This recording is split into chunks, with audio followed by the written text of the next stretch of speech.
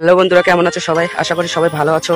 তো গাইস, চলে এলাম আবারও একটা নতুন ভিডিও নিয়ে। তো ভিডিওটি হচ্ছে গাইস, আজকে আমরা করব জাম মাখা, মানে এক কথায় জামের ভর্তা। গাইস, জামের ভর্তা করব আমরা। তো গাইস, কিভাবে জাম ভর্তা করি গাইস তোমরা সবাই দেখ। তো গাইস, বেশি কথা না বাড়িয়ে চলে যাই মূল পয়েন্টে যাওয়ার আগে গাইস একটাই কথা বলে দেই। তো গাইস, তোমরা যারা এখনো সাবস্ক্রাইব করোনি তারা ফটাফট করে সাবস্ক্রাইব করে ফেলো। আশা করি বন্ধুরা তোমাদের এই ভিডিওটি ভালো লাগবে। ভালো লাগলে গাইস একটা লাইক, একটা শেয়ার, একটা সাবস্ক্রাইব করে ফেলবে। তো গাইস, চলে যাওয়া যাক মূল ভিডিওতে। জাম ভর্তা করার জন্য চলে যেতে হবে আমাদের জাম গাছে। এখন জাম গাছ থেকে জাম পেড়ে নেব।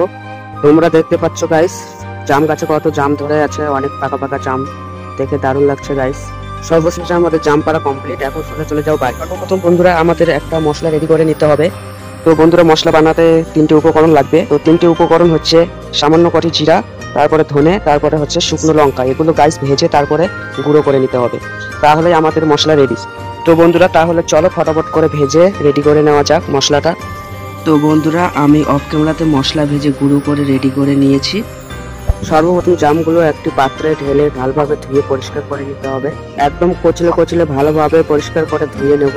ভালোভাবে ধোয়া কমপ্লিট হয়ে গেলে এক প্লেটে জল ঝরিয়ে নিয়ে নেব।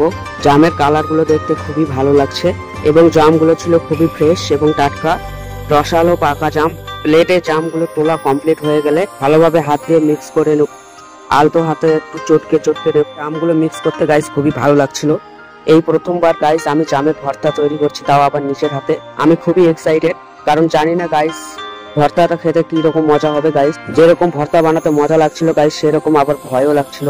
ভালোভাবে মিক্স হয়ে গেলে গাইস এখন দিয়ে দেবো ভেজে রাখা গুঁড়ো করা মশলাটা দিয়ে দেওয়ার পর গাইস দিয়ে দেবো স্বাদ মতন লবণ, আর শেষের দিকে দিয়ে দেবো গাইস সরিষার তেলটা দেওয়ার পর একটু মিক্স করার পর এত সুন্দর একটা স্মেল, একটা ঘ্রাণ বের হচ্ছিল গাইস, যে মনে হয় এখনই খেয়ে।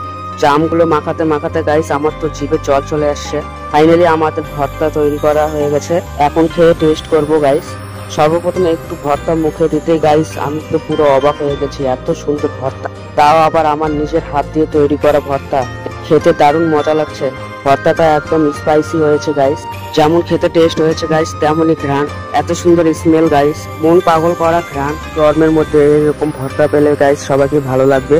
হালকা ঝাল, হালকা মিষ্টি, হালকা টক টক ভর্তা পেলে সবাই খুশি হবে গাইস। আমরা তো গাইস মনের আনন্দে খেয়ে নিলাম। তো বন্ধুরা, পরবর্তী ভিডিও দেখতে চ্যানেলটি সাবস্ক্রাইব করবে আর পেজটি ফলো। তোমাদের একটি সাবস্ক্রাইব করতে কিছু যায় আসে না, তো প্লিজ তাড়াতাড়ি করে সাবস্ক্রাইব করে ফেলো। তো বন্ধুরা, আমরা তো সবাই মনের আনন্দে ভর্তা খেয়ে চলেছি।